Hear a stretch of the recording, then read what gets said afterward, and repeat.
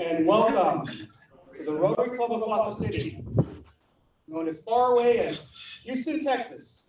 As a club that Good. Rocks. And I'd like to invite Steve Okamoto to lead us in the pledge. Thank you. Please face the flag, put your hand over our heart, and repeat with me. I pledge allegiance to the flag of the United States of America, and to the republic for which it stands, one nation, under God, And Stephanie, the thought for the day? Every day may not be good, but there's something good in every day. Thank you, Stephanie. Okay, I just want to remind the people on Zoom, please use the chat function if we have any technical difficulties or if you have any questions, and mute yourself at this time just to cut down on the background noise. As always, I'd like everyone in the room to turn on their cell phones because if it rings, you are eligible to give a $50 donation to our foundation. It is a participatory exercise. If anybody hears a phone ringer, everybody stand up and point the direction of the ringer. Then we will know who has won the right to donate $50. Okay, any visiting Rotarians today? Look online. Any visiting Rotarians in the room? And then guests besides our presentation. Do we have any guests? Go ahead, Rich.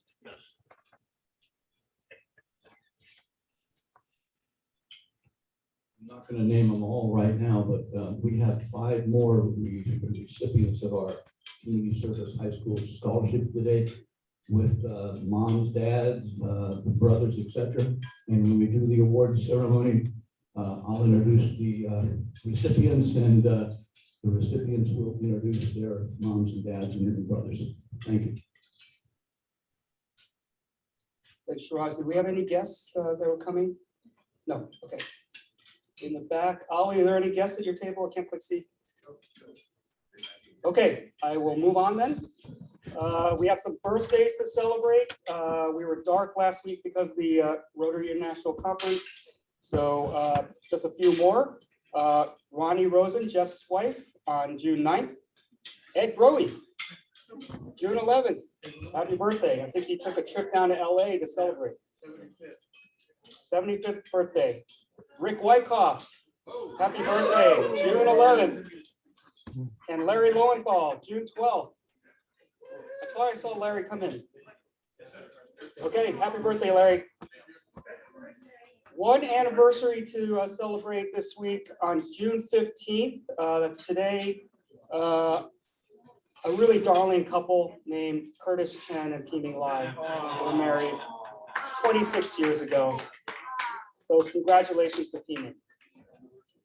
And there were no Rotary anniversaries to celebrate this week.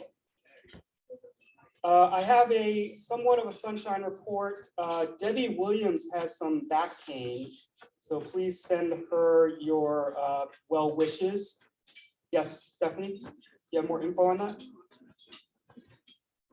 We have a microphone for Stephanie. Oh, come on up.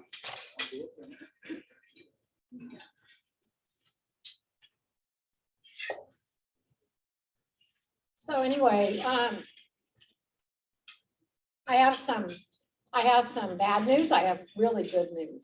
My bad news is probably some of you know, I went and had a mammogram, and it was, I had cancer, breast cancer.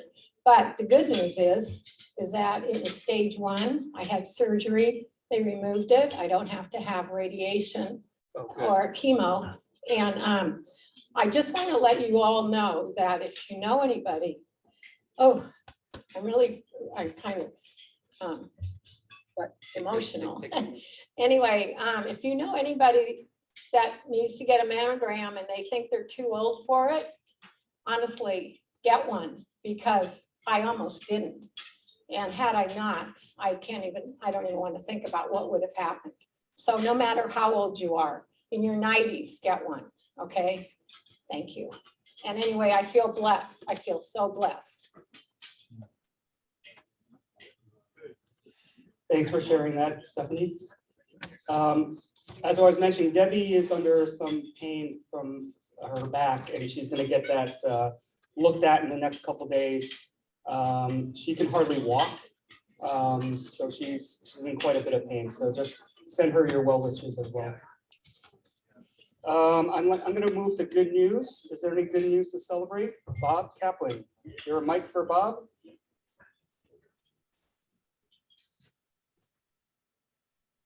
About a week and a half ago, my oldest daughter, number one daughter, got married to a nice guy. And Michael helped with the rehearsal dinner in the front yard. It was a very nice thing.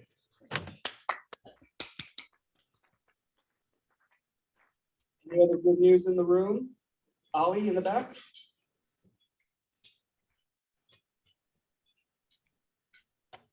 Well, thank you. Last week, Bill Chow and I attended the ribbon cutting at the new fire training department over in the courtyard.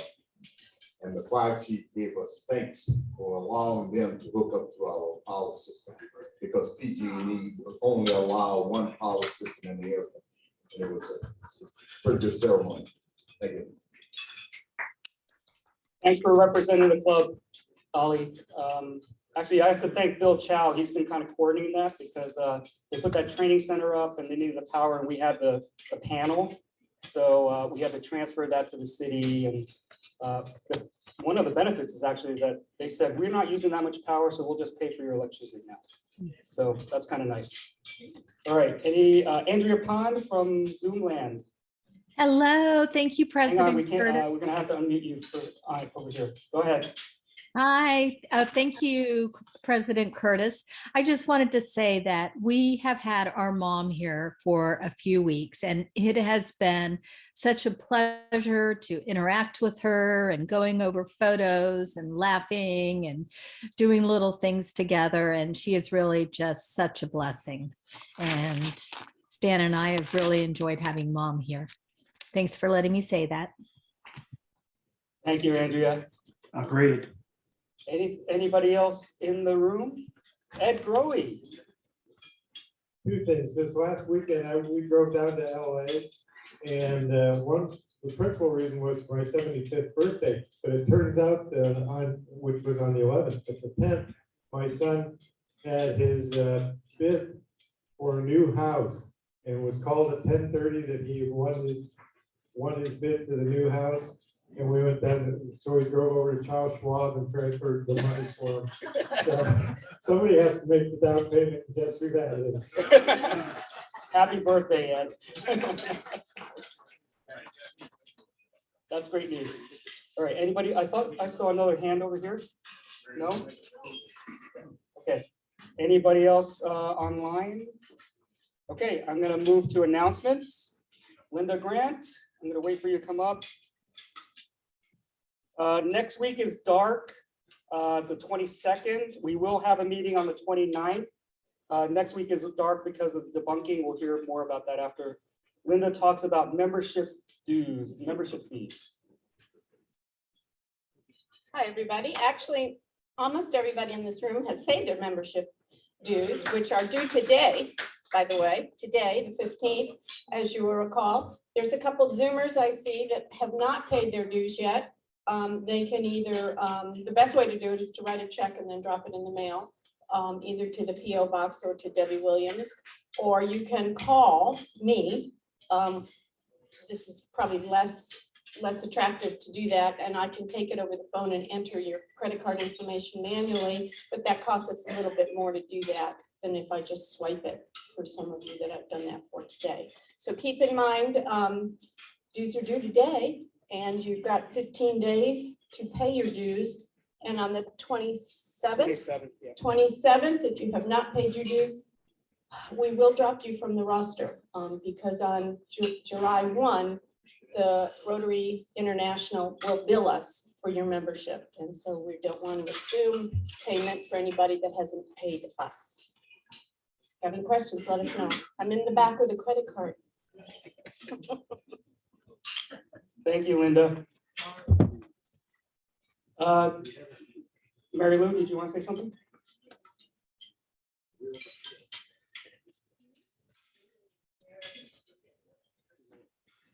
Okay, you're coming up.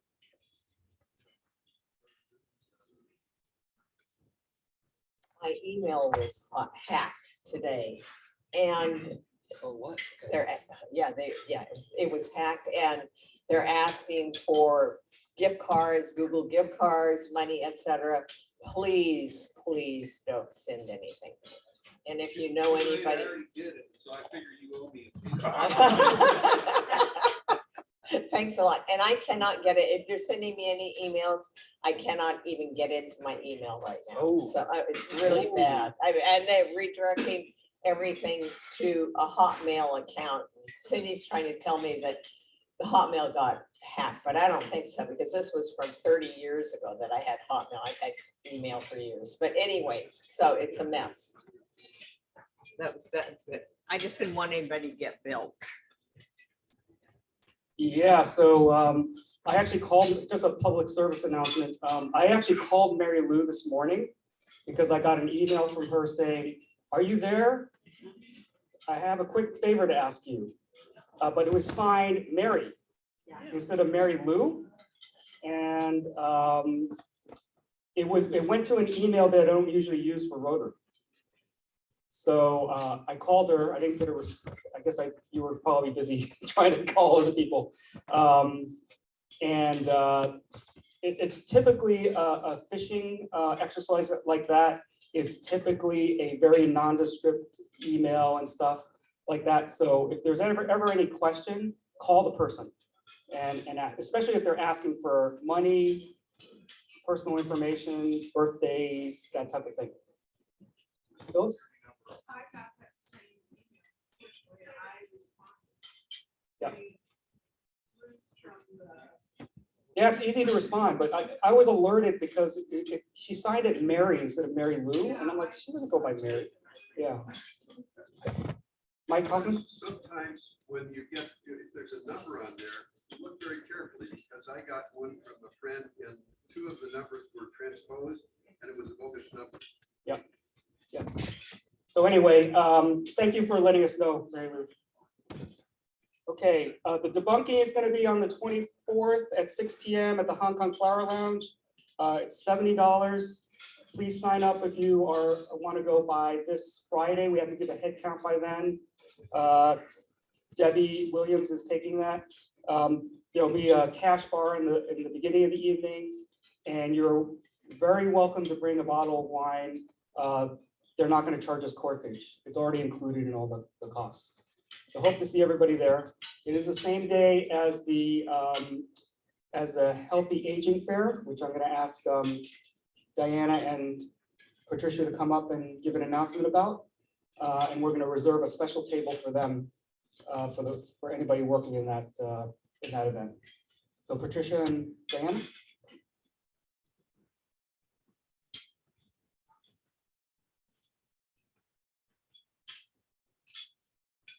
Thank you, President Curtis. This is our last time of telling you about this event, and you will be very pleased about that. However, I do want to say a few things, and this is quite serious. You know, I'm really disturbed by the lack of interest, or even in some places, of people not wanting to come and help or attend. We can count the number of Rotarians who've actually paid for a ticket to come. And that's kind of sad. This is not for us. This is for all of us. And this money comes to us for next year. And the money that we make off this is really important to our club. I just want you to know that. Yes, it's not a subject you particularly want to listen to or do, but really I'm asking that you think about coming, if only for part of the day. It would make it so much better. Speakers, when they come from very large institutions, which we are bringing them from, want to have an audience.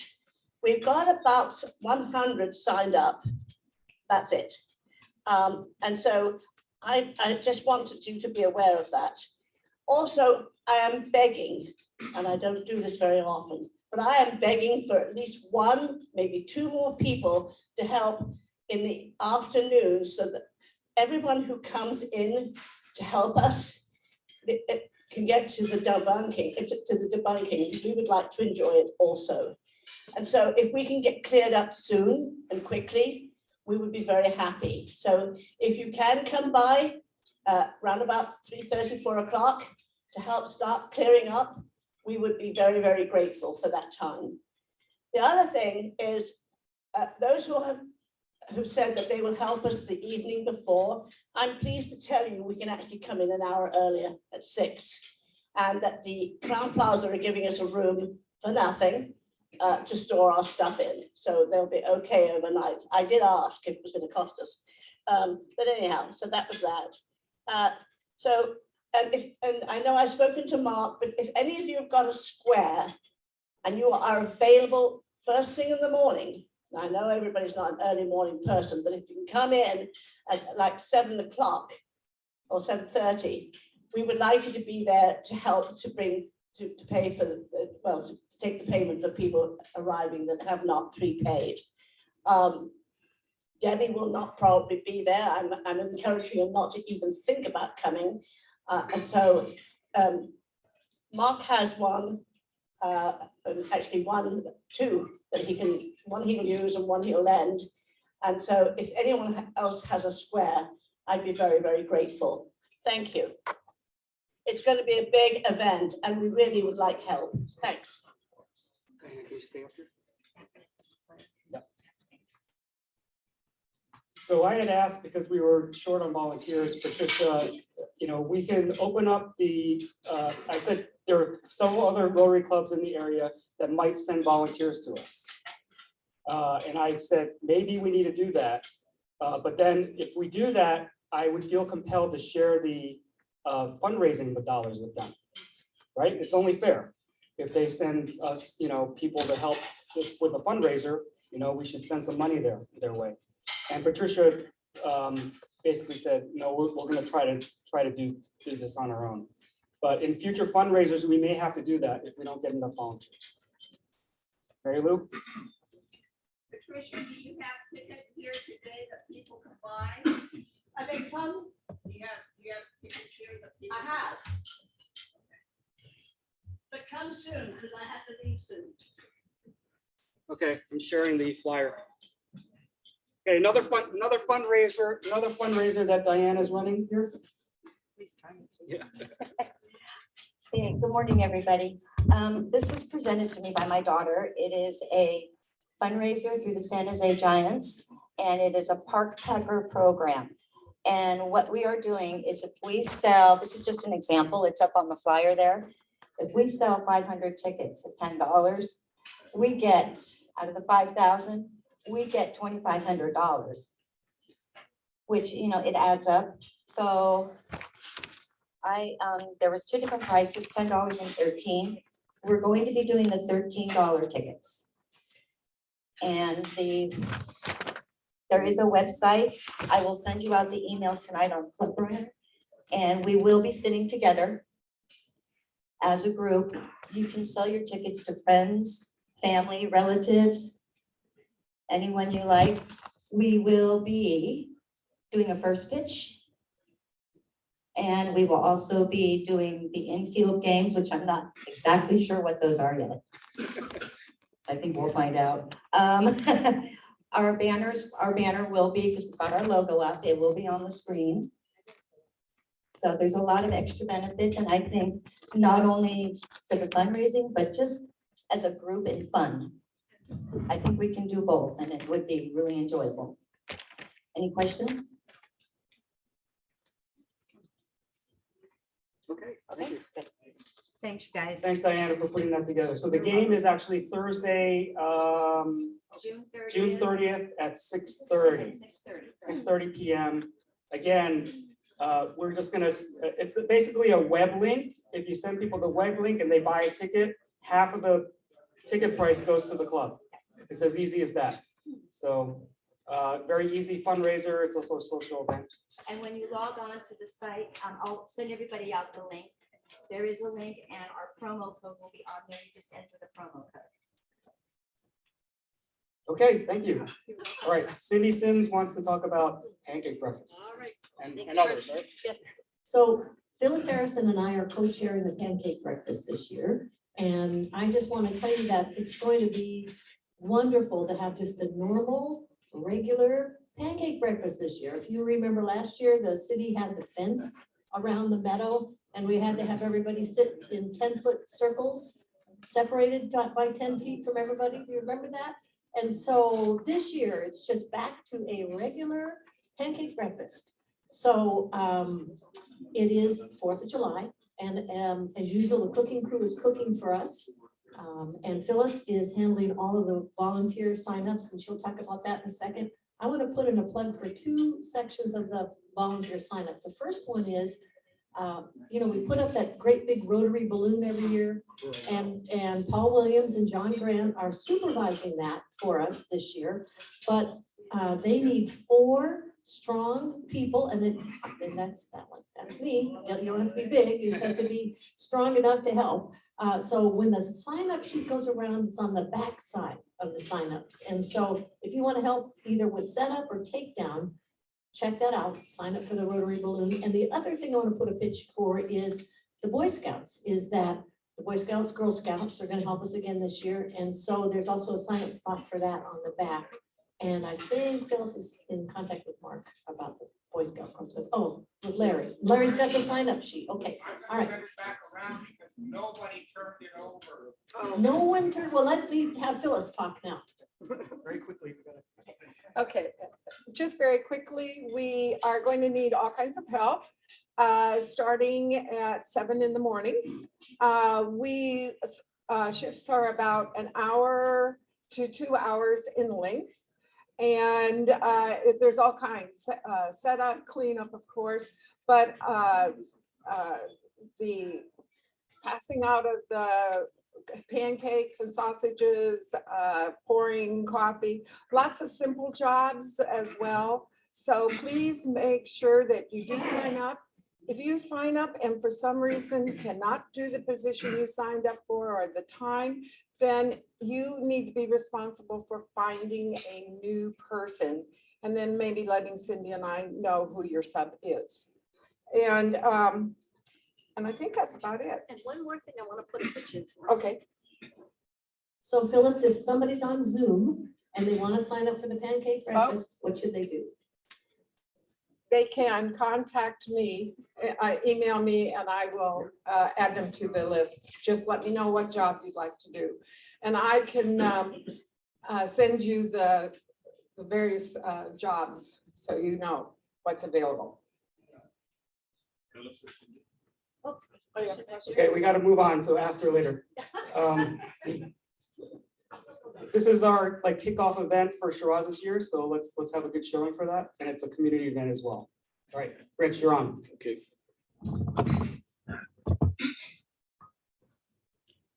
For those scholarship recipients and guests, kind of the cornerstone of our club is service above self and community service. And our flagship scholarship awards for over 30 years have been the Community Service Awards. We gave out 3 of them a couple of weeks ago, and today we're going to give out the remaining 5 for $2,000 each.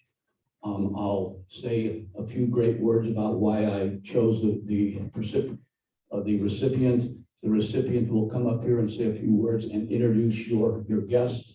We'll do the photo op at the end, okay? We'll do the photo op at the end. The first recipient is Ryan Fernandez, goes to Aragon, has a 3.89 weighted GPA. His school and community service involvements are his volunteer work at his local Catholic church. He's a volunteer as a scorekeeper, statistician, and umpire, some of you here, in the Foster City Little Leagues for several years. He's volunteered many hours to clean up the Pacific State Beach in order to help the environment, and has spent over 250 hours as a Foster City recreation leader during summer camps and other activities. In his spare time, he's had 4 years of baseball at Aragon and 3 years of football. Our first award winner, Ryan, wants to come out here.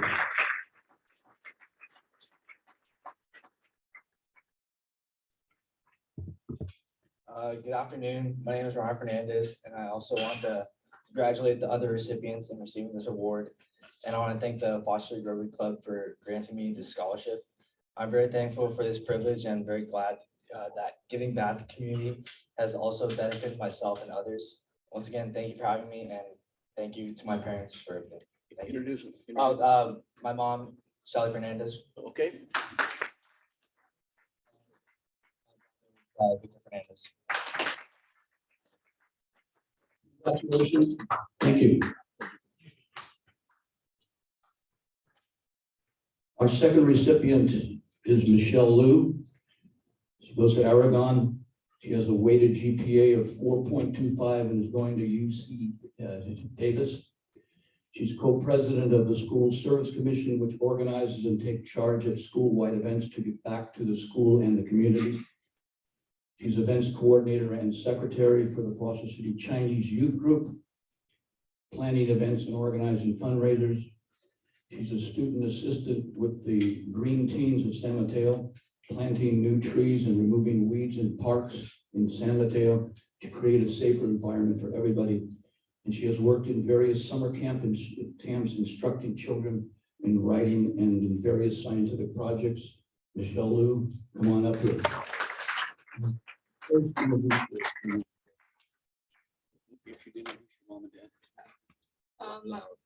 My mom is right there, Linda Susanto, and and my dad is Andrew Liu. Thank you so much to the Rotary Selection Committee for selecting me as a recipient. I'm super grateful to have this opportunity, and I look forward to serving the community in the future, and I'm excited to embark on my new journey at UC Davis and majoring in biotech. Congratulations.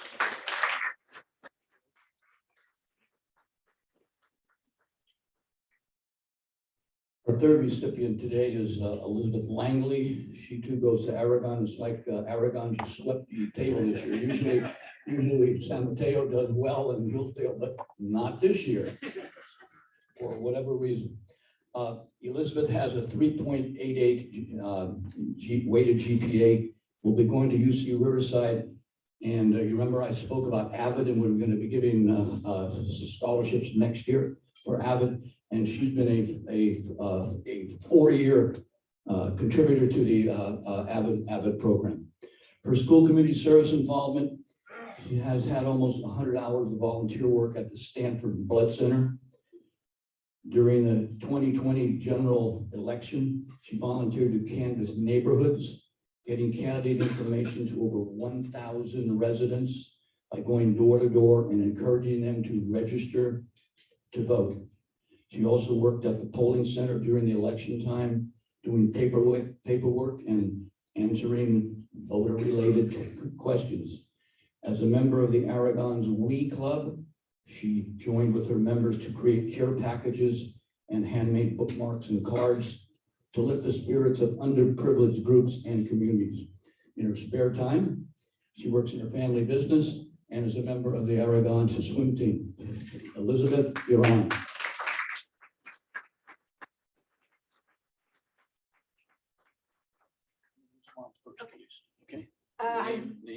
I'm here with my mom, Dana Langley. Show her there. My name is Elizabeth, and I wanted to take this opportunity to thank you for the scholarship. Community service has always been a huge value to me, and I can't wait to continue my service in college and in the future. Thank you. Yeah, I will.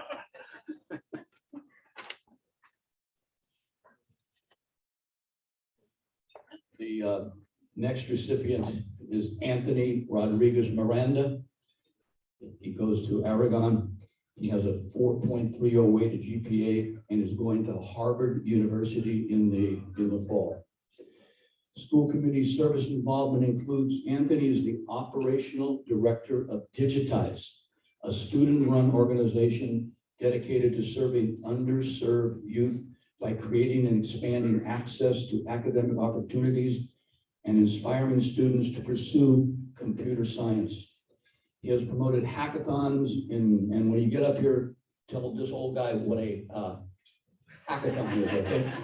I don't have a clue. Okay. He has promoted hackathons in San Francisco to 8 underrepresented students. And when COVID hit, this group switched to providing Zoom workshops to promote computer science for the underrepresented students in San Francisco.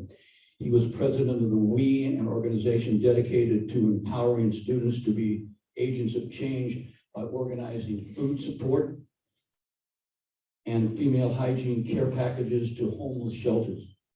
As part of the Aragon robotics team, he handled sponsorships with local businesses to help promote Lego robotic classes at local libraries. In his spare time, he's worked in the school cafeteria and is a Kumon tutor. Congratulations. Come on up here, Anthony.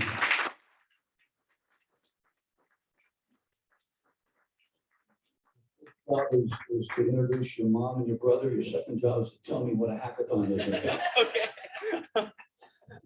Hello, my name is Anthony, as he introduced me. I brought my mom and my younger brother, Yvonne Miranda and Giovanni Rodriguez Miranda.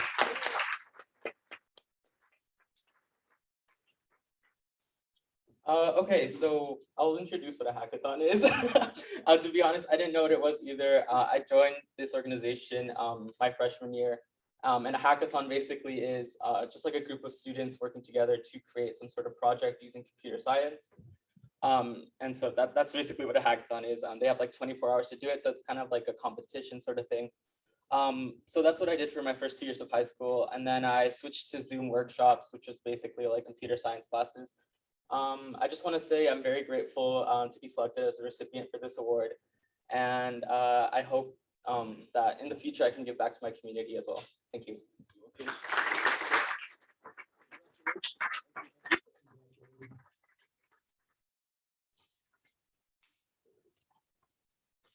Our final recipient today is Emma Tay. Did I get that right? Almost, huh? I've screwed it up 3 times. I guess I'm on a consecutive roll here. Smiler. Emma Tay Smiler lives in San Mateo, has a 4.40 weighted GPA, and will be going to UC Berkeley. School and community service volunteership includes been a volunteer at Mills Peninsula Hospital, helped run a summer camp in San Mateo for younger students from underserved communities to help inspire them for careers in math and science. Teaches Sunday school classes at his synagogue for members of the congregation between kindergarten and 5th grade. He's a member of the Jewish Teen Leadership Council and has worked on fundraising projects to go towards people experiencing homelessness and domestic violence. He was the co-creator of the Building Bridges program at Aragon that has helped increase topics of tolerance and the inclusion of diverse cultures in the freshman ethnic studies program. In his spare time, he's a classical pianist. He plays the guitar. And he's a member of the varsity tennis squad, which went to the CCS tournament this year. Congratulations. Come on up here. I'm not going to say that first name again.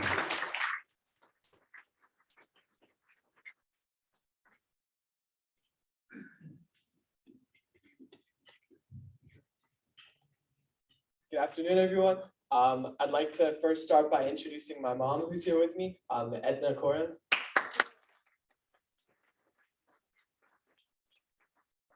I want to thank the club for the scholarship and this great opportunity to be here today. And I'm really grateful to have had all these opportunities throughout high school and before to give back to the community in various ways, through science, through passions of mine, through teaching. And I really look forward to continuing that at Berkeley and with future communities that I'm a part of. Thank you so much again. Two-part question. Number one, can you tell us how to pronounce your name? And number two, this goes to all of you. Have you seen the sign-up sheet for the 4th of July? You're all saying you want to get back to Okay, joke. So my name is Amitai. That's how I pronounce it. And that is a great point about the 4th of July. I think, can I volunteer? We will look at the sign up. Thank you so much again. Congratulations.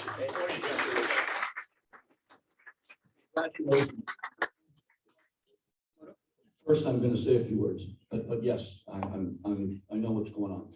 So once, the other thing I want to say that, please remember, these students with all this community service spent 2 years of their high school either home or doing everything on Zoom, which really had a problem with getting out for them and hindered them doing community service, yet they persevered and got it done. Congratulations to you all. And will the recipients come on up here? We're going to do a photo op, and if the parents want to come up and take photos, since you're all Aragonites, so you all know each other. But the recipients, I need scholarship recipients. Come on, let's go. Yeah, this recipients first and then. Yeah. First, we're going to do the right over there.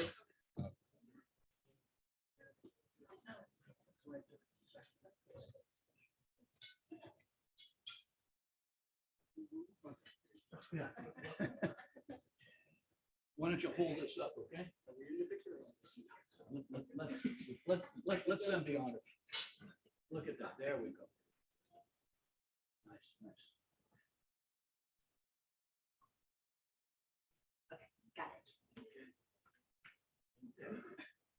All right, now one with Curtis and I. Yep. Wait, I'm gonna come back.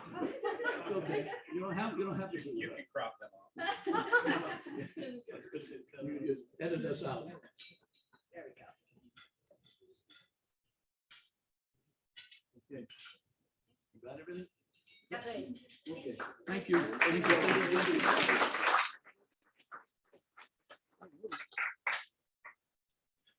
You're right on schedule, boss. Right on schedule. Beautiful. Nice. Congratulations, and keep Rotary in mind when you're out in the workforce and you see the Rotary wheel, maybe go to a meeting every once in a while, right? Larry Lowenthal, would you stand up, please? I'd like to wish you a happy birthday, but I also want to apologize to you for cutting you off just now, but we were running short on time. So if you'd like to ask your question, please do. Well, being that I was here, I asked her first, the question I had was, Cindy was saying it's a regular pancake breakfast. The past pancake breakfast was all you can eat pancakes, all you can eat sausage. There was lines of people, we were serving drinks, and they all sat at tables. That was a standard breakfast, but on the sign-up sheet, it talked about boxes of pancakes with sausage in it. Okay. And so that confused me because there's two different things, and I didn't know if tables could be set up. Can you get the mic back over there? So Larry was asking about, it used to be an all-you-can-eat type of thing with people coming up and getting pancakes and sausage. And during COVID time, they started boxing them on the sign-up sheet. It says boxes. Is it regular or not? So it is a regular pancake breakfast. However, we are going to have the pancakes in the clamshells. It is to be determined about the all-you-can-eat. I have to fight the bill challenge to confirm that. There are tables and chairs. Everybody will sit at tables and chairs like we used to in the past. There will be a mimosa booth, and I just heard from Pam that she will be here to help us take the lead on that. So things as usual, except for the pancakes might be pre-boxed. Okay, thank you. I'm glad we came back to that. All right. I would like to invite Bob Kaplan to come and introduce our speaker today. Past President Bob, recruiter of me. Thanks, Curtis. It's my pleasure to introduce today's speaker, Eric Gray. Eric wrote a fascinating book, which I've read cover to cover, with baseball stories in it, many interesting baseball stories.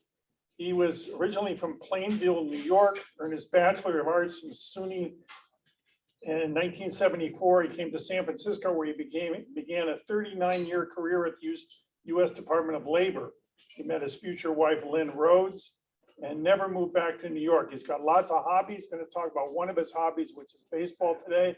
On a personal note, his stories a lot talk about the way baseball connects generations.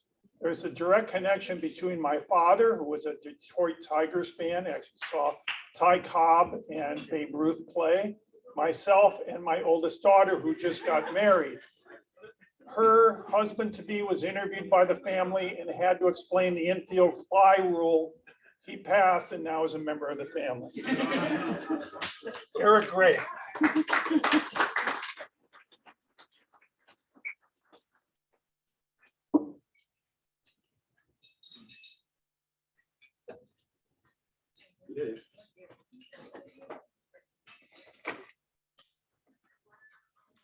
Very few props, but they're there. Bob, thank you. I know I have to speak in front of the mic. I'm normally a roamer, but I know I need to speak to the mic, so excuse me for kind of standing statue-like. Thank you, Bob, for making this connection. Curtis for inviting me, and all of you for enduring what you're about to endure. I could read about these stories for like 3.5 hours. I know I probably got about 20, 25 minutes. Could you give me a 6-minute warning? Because I know what I want to end with. And I'm going to go into my New York mode and be really brief on my introduction so I can get you the stories. This book is a collection of people's personal baseball memories. Ryan, you're a baseball fan. You might enjoy some of these. And they're less play of game than they are human emotion, human interest. In 2011, I was at a ball game with my wife, my daughter, and our friend, and I asked a simple question: what was the favorite game that you've ever been to? They gave me the answer. I emailed a bunch of friends asking them for their favorite stories, including a friend of mine, Andy Berger, who likes baseball less than anybody I've ever known. And I emailed him simply because that's what we do. We give each other a hard time. And his story was so emotional that I knew what I had to do. Here's where I'm going to skip all the steps involved. Facebook, asking people in restaurants and airports and movie theaters, although usually I asked them before the movie started. I didn't actually ask them during a movie. And I wound up getting 1,250 stories from around the world, only with 275 of which are in this book. And I'm going to read some of these to you right now. Everybody hear me okay?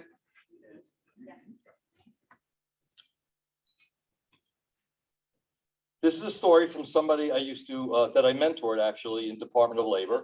And she told me she had no story, and then she sent me this. I'm not a fan of any sports.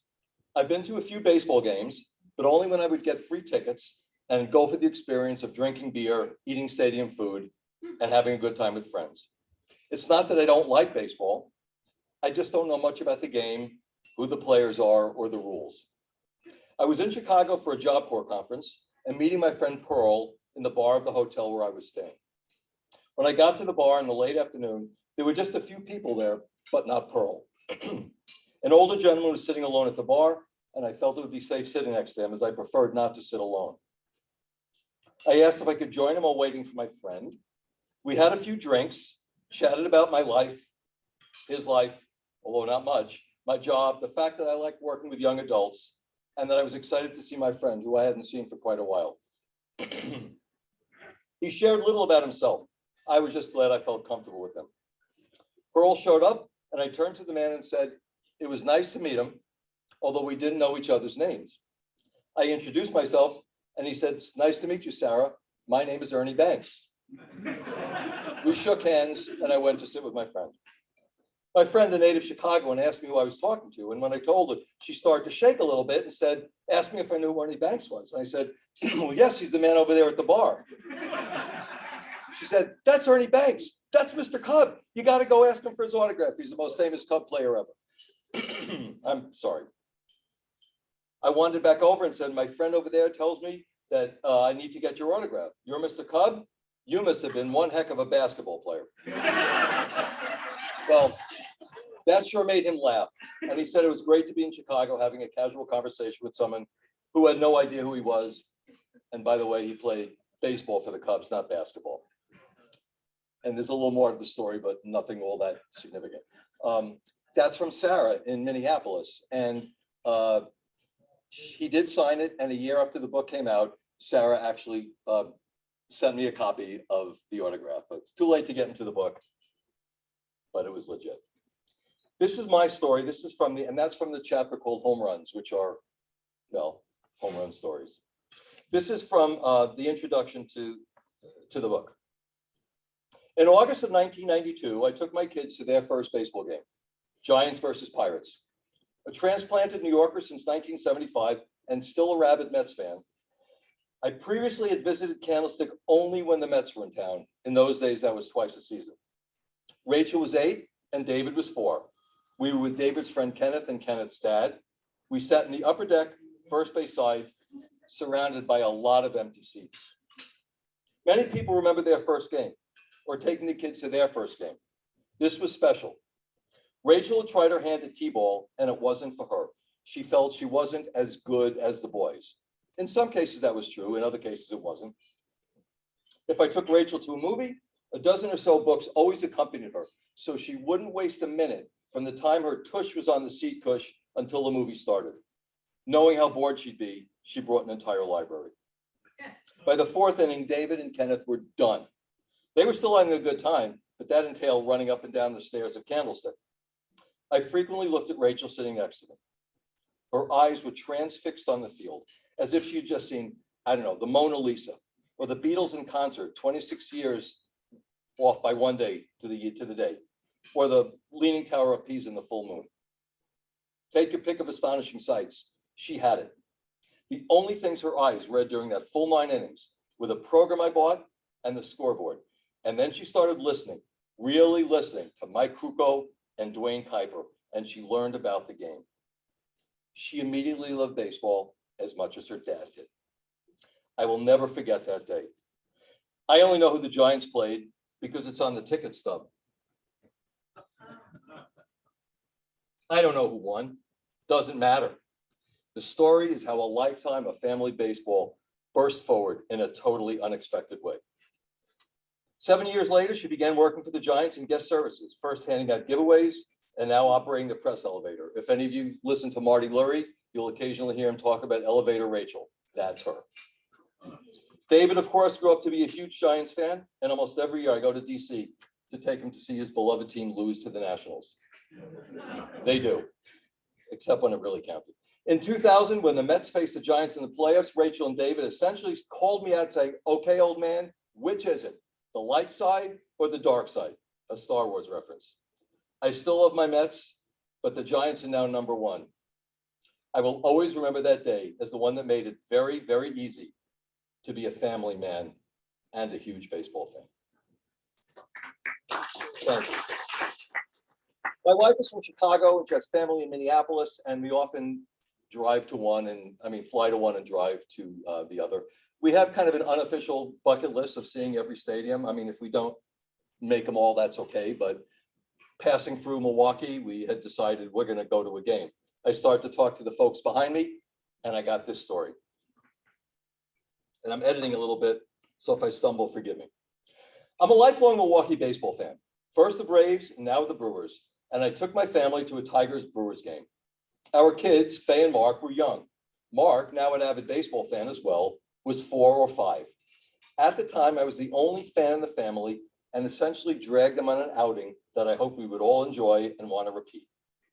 Like any young kid not into the game, Mark was very fussy, soothed only by the next food treat. He loved the red licorice ropes, so I bought him one every time he whined about going home. There was a long intermission about a mistake on the lineup cards. Mark got fussier and wanted to go, a sentiment with which my wife Debbie agreed. However, I'd never left a ball game before it was over, regardless of the score, including this one in which the Tigers had a seemingly insurmountable lead in the early innings. Mark grew more insistent about leaving, progressing from whining to coughing. Debbie became more insistent that it was time to go. I was more adamant we stay until the end. By then, Mark had agitated himself to the point where he vomited the day's treats onto the woman next to him. Someone across the aisle said they were getting the paramedics because he appeared to be vomiting blood, but I explained it was only the red licorice. Nevertheless, we had no choice but to go, tail between my legs, really upset about leaving. Of course, as soon as we left, Mark calmed down, acting like the happiest guy in the world. I was fuming, both for having left early and anticipating Debbie doing the I told you so thing, She remained silent and not a word was spoken during the ride home as I continued to fume, grasping the steering wheel so hard I thought it would crumble under my grip. We pulled into the driveway. I turned on the radio to hear Bob Uecker announce, "The Brewers have just completed the greatest comeback in their history in the bottom of the ninth." Debbie hustled the kids into the house before I imploded, and I stayed in the car long enough to go back in only a bad mood rather than a destructive one. That's Dean Zemmel. And here's the interesting thing about this, as if that isn't interesting enough. We became friends on Facebook, and about, I don't know, a couple of years later, he sent me a message. He said, "How do you know Harry Rhodes?" Well, Harry is a Facebook friend of mine, and I obviously had made a post that he commented on. I said, "Well, Harry is my wife's cousin's son. How do you know him?" He said, "My son married his niece."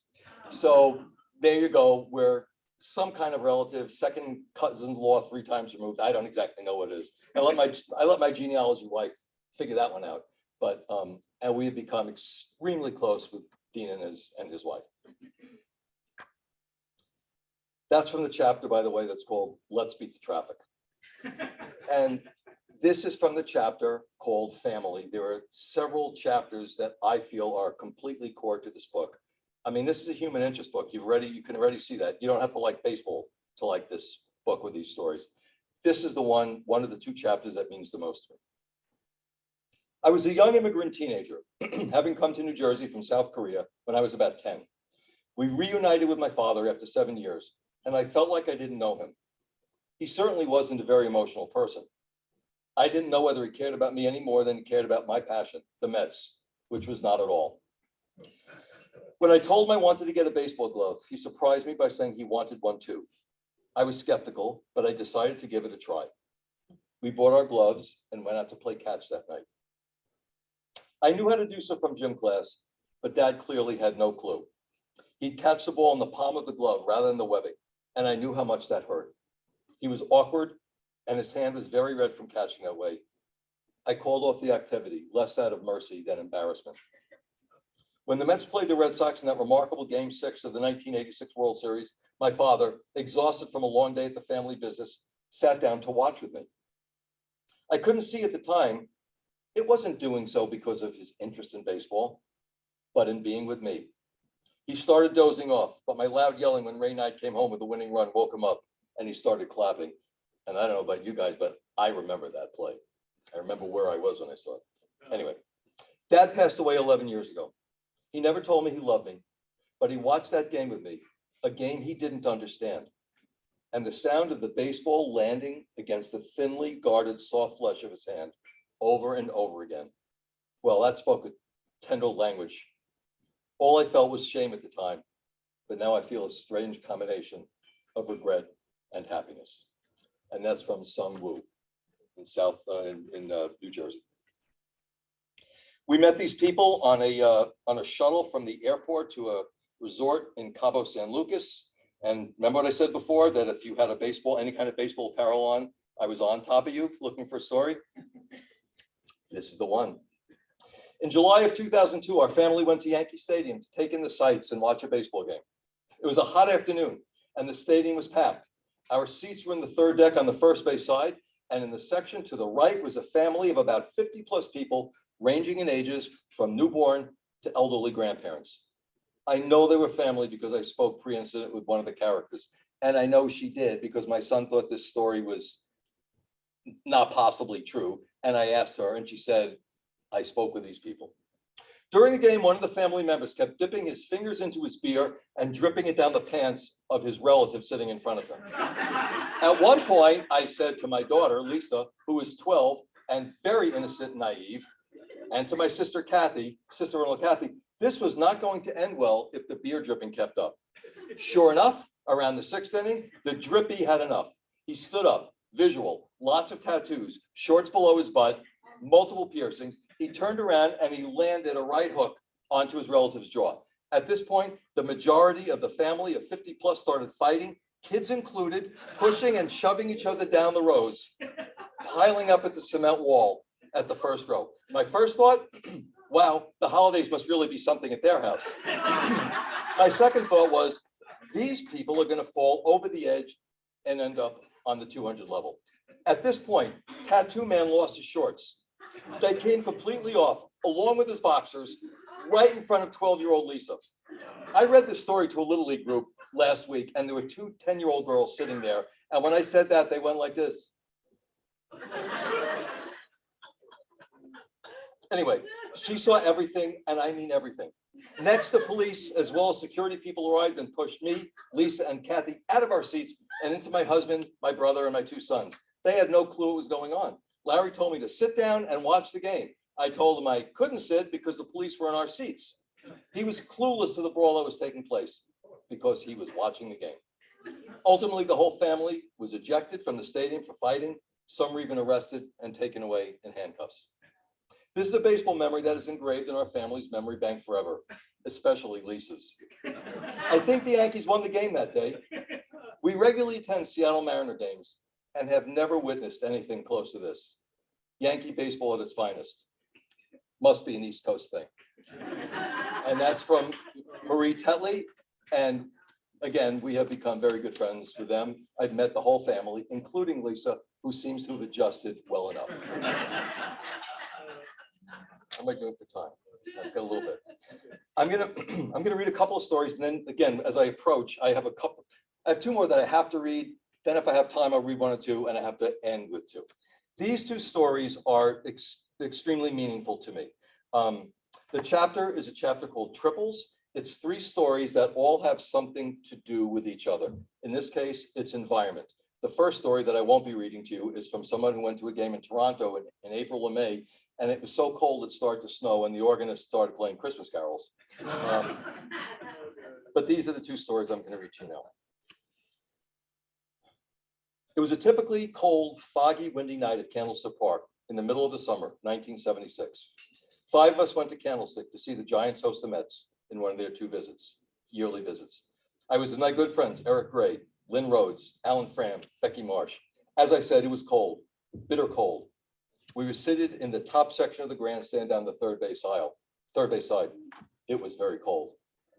After the 3rd inning, since it was cold, I set off to buy hot chocolate for the group. Imagine, hot chocolate for a summer baseball game. If you ever visited Candlestick, you know exactly what I'm talking about. Between the incredibly long lines and unbelievably slow service, I returned to my seat right about the time of the 7th inning stretch. I lost over 3 innings of the ball game at that concession stand. I didn't need the stretch. My friends were wearing winter coats, and they had draped a warm blanket over them.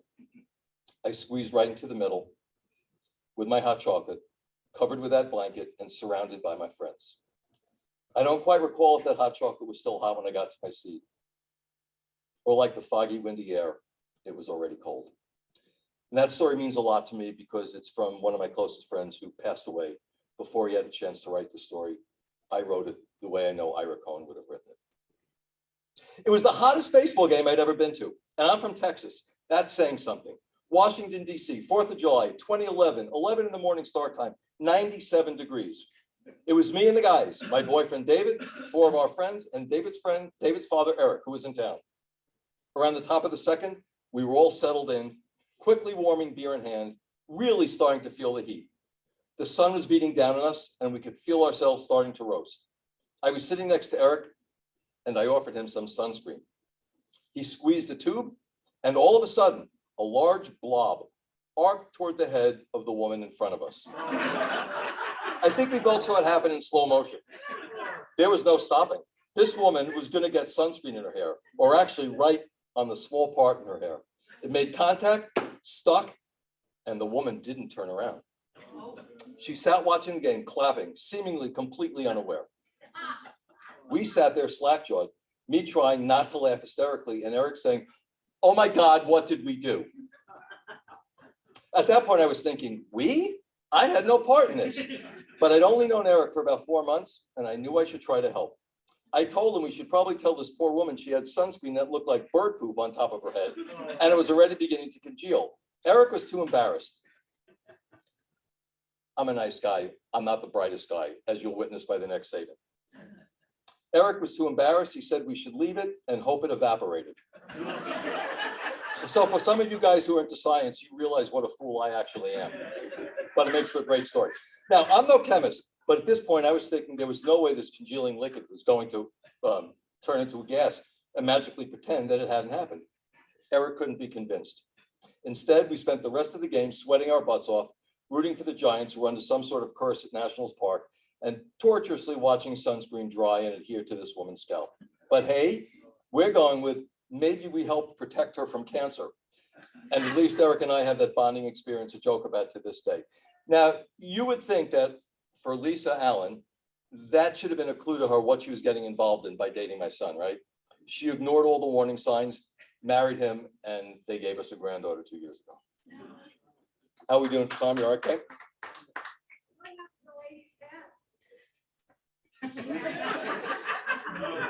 If she wasn't interested in finding out what was on top of her head, I wasn't interested in telling her.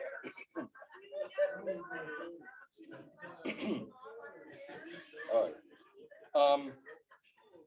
Let me read this story. I assume most of you have seen the movie League of Their Own. Do you all know that League of Their Own is based on a true league? This story is from one of the women who played in that league.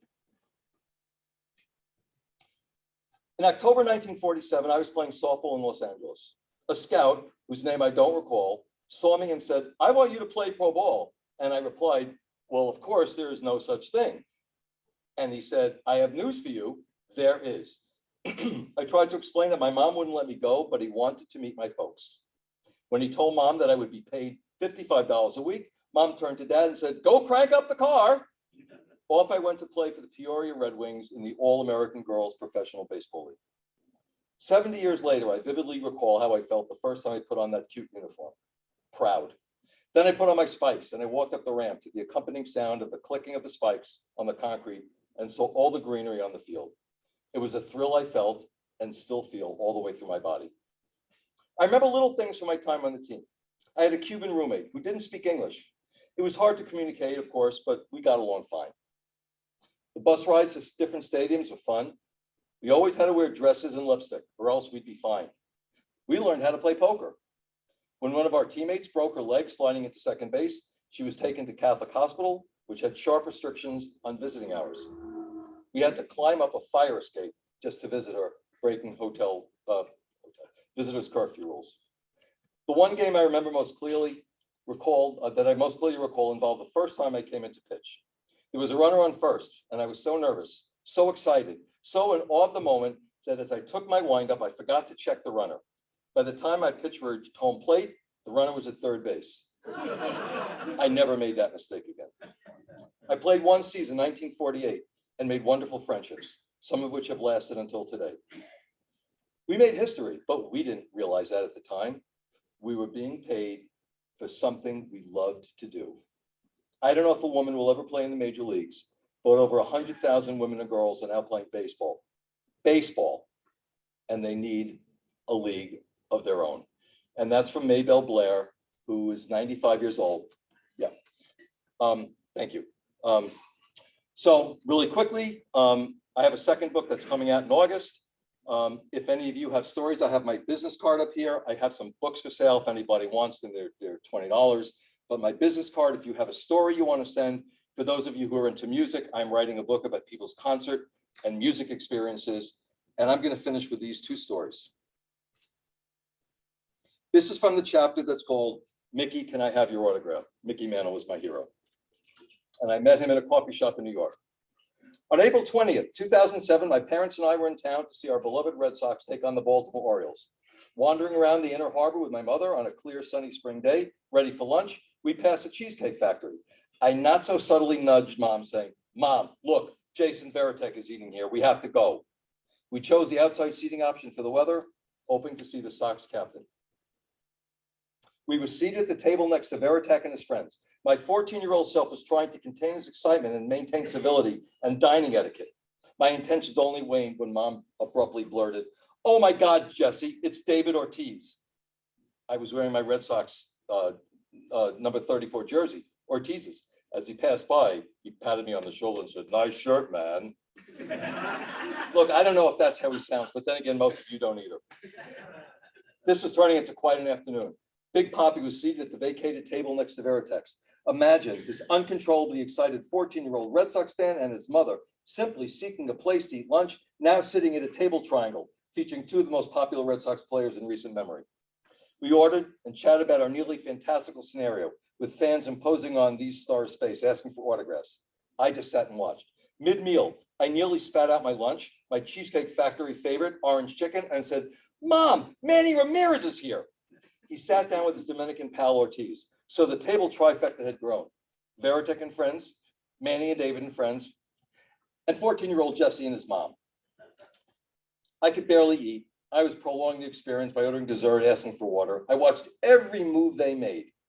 When the waitress asked Big Poppy for his order, this is no lie, he turned to me and said, "What did you have?" I replied, "Orange chicken." He said to the waitress, "I'll have 4. David Ortiz had just asked me what I was having, and he ordered my meal. The steak could not have gotten any better. It did. Veritek had gone. I'd shaken his hand, wished him good luck. I had a biography that had just come out about Ortiz, and Mom had given me in the hopes of getting it autographed in Baltimore. I approached his table and said, "I'm not going to ask you for an autograph or to take a picture, but I bought your book recently, and I was wondering if I brought it to the game tonight, would you sign it?" He said, "Yeah, buddy, bring it by tonight." "Thank you," I said. At the last minute, I said, "Hey, Manny," after entirely forgetting that another one of my favorite players was there as well. We had to get to the ballpark when the gates opened at 5 o'clock. With a resounding success receiving autographs, I had my secrets and maneuvers for getting prime position. For 2 hours, I stood near the Red Sox dugout where the players warmed up and stretched. Ortiz completed his pregame routine without even an acknowledgement. We watched the game from our seats, but I only lasted 8 innings. The game would end in a Red Sox 6-2 win. The big hit, a bases clearing double by none other than Big Poppy himself. In the 9th, I slipped past security right next to the Red Sox dugout, book in hand, hoping to catch Ortiz on his way into the clubhouse. The final out was recorded, handshakes completed, we locked eyes, and he nodded his head at me. I was in, but the Sox sideline reporter pulled him away for a post-game interview.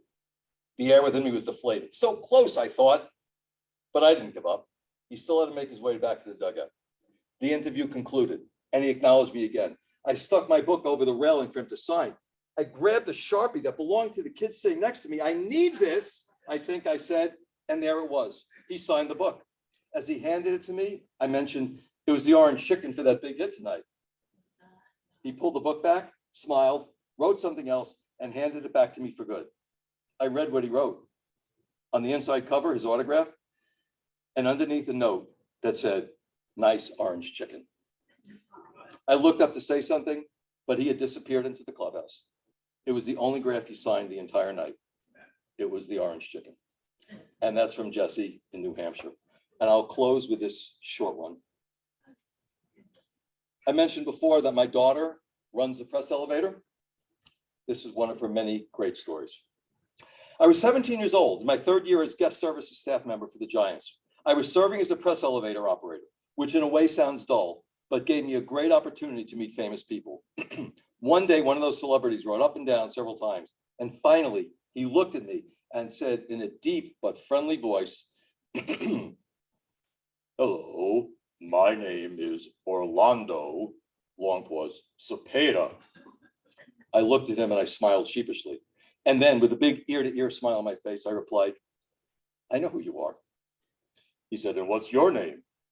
I looked at him for what seemed like hours, although it was only 10 seconds, and nothing came out of my mouth. I finally looked at my name tag and I said, "Rachel." From that point on, he just calls me baby. And those are some of the stories in my book.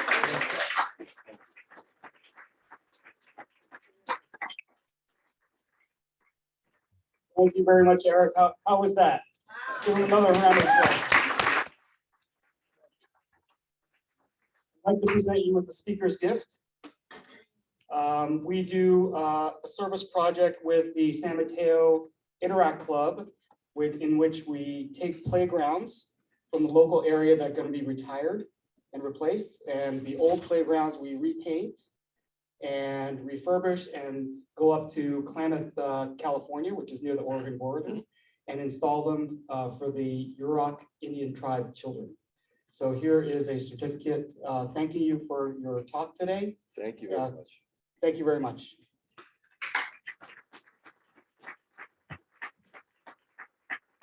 After the meeting, if you'd like a book or if you have a story to share with Eric, please come up. Was Lenny Dool here for the greeter? No greeter today, okay. I'd like to thank Steve Okamoto for lead us in the pledge, Stephanie Maston for the thought, and Phyllis Harrison for taking the minutes today. Again, we are dark next week because we're gonna have the debunking on the 24th, but on the 29th, we will be having a meeting, and Mayor Risha Awatsi will be speaking. So until then, we will be adjourned.